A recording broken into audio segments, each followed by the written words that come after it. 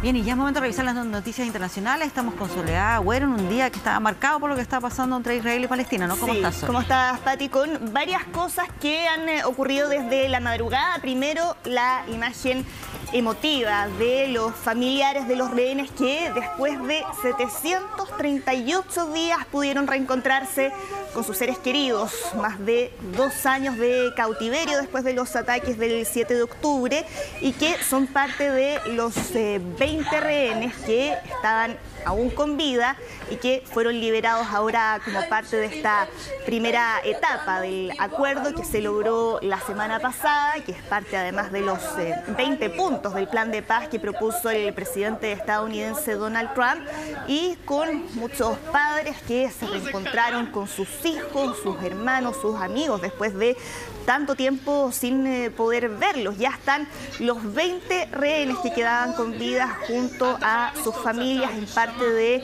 un procedimiento que tuvo ahí distintas etapas. Primero fueron trasladados a hospitales para recibir atención sanitaria. Ahí participó también personal de la Cruz Roja y después pudieron regresar a Israel para reunirse con sus seres queridos.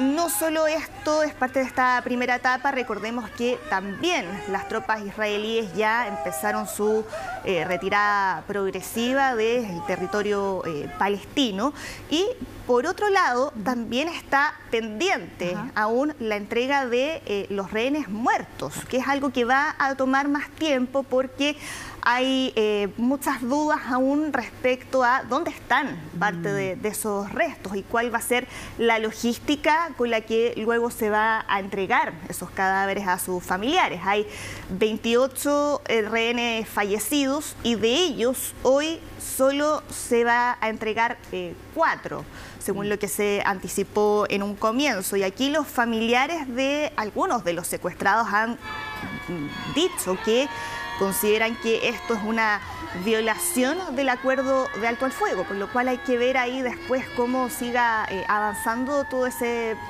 proceso, porque claro, es algo que tampoco va a ser fácil poder recuperar. Por el tema de identificación, sí, de poder determinar efectivamente a quién corresponde, pero bueno, de todas maneras ha sido un día que ha generado mucha esperanza, pero también dudas respecto a cuál va a ser el siguiente paso, de qué manera se va a poder seguir avanzando en tantos temas que van quedando pendientes, ¿no? Exactamente, y eso es algo que se está conversando ahora, Pati, en Egipto, y que tiene además la presencia del presidente estadounidense Donald Trump.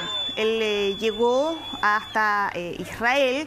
Primero habló, ahí estamos viendo el momento en que llega Donald Trump a Medio Oriente con el discurso que le entregó en la Knesset, en el Parlamento israelí. Ahí fue recibido además por el primer ministro Benjamín Netanyahu y con un recibimiento, Pati, casi de superhéroe. Fue ovacionado por quienes estaban escuchando ahí sus palabras en el Parlamento. Todo eso antes de trasladarse a Egipto, que es donde está ahora concentrada la atención, porque se está realizando una cumbre sobre el futuro de Gaza, que es justamente lo que tú decías, la incertidumbre que existe aún respecto a cómo se va a seguir avanzando en los próximos pasos que quedan por delante, en cómo van a continuar en la segunda etapa del plan propuesto por Donald Trump.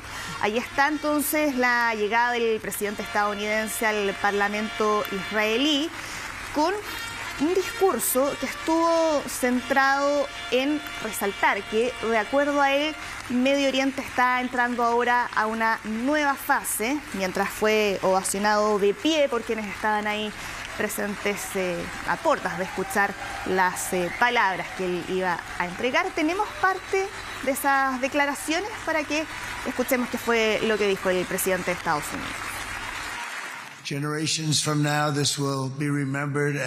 Para las generaciones venideras, este momento será recordado como el instante en que todo comenzó a cambiar para bien. Al igual que para Estados Unidos, será una era dorada para Israel y Medio Oriente, una oportunidad para trabajar juntos. A lo largo de Medio Oriente, las fuerzas del caos y del terror que han plagado la región durante décadas se encuentran ahora debilitadas, aisladas y vencidas. Bueno, Donald Trump, yo ya les decía que en su mayoría, por gran parte de los presentes en el Parlamento, fue ovacionado, pero hubo un momento en que algunos de los parlamentarios ahí lo interrumpieron y tuvieron que ser después retirados por personal de seguridad. Hubo un momento ahí de confusión, de sorpresa que se vivió entre los asistentes cuando dos legisladores interrumpieron con una pequeña protesta, pero luego llegó ahí personal de seguridad en medio de el asombro. Al parecer lo que le gritaban era que reconocieran a Palestina como Estado. Sí. Exactamente, que reconocieran a Palestina como Estado, que esa iba a poder asegurar una verdadera paz que salvará a los pueblos, decía, parte ahí de lo que planteaban. Y lo digo porque es parte de los temas que van quedando ahora, de los desafíos, de cómo se va a ir abordando el futuro, y es algo que es planteado dentro del mismo Parlamento israelí. Sí, tenemos, Pati, parte de ese ambiente. Veamos cómo fue ese momento.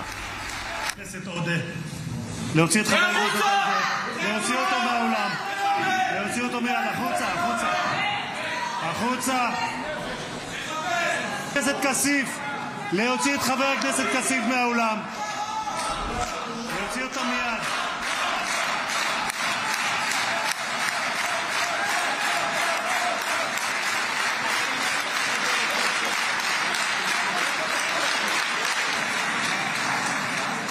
Sorry for that, Mr. President. Thank you. Please.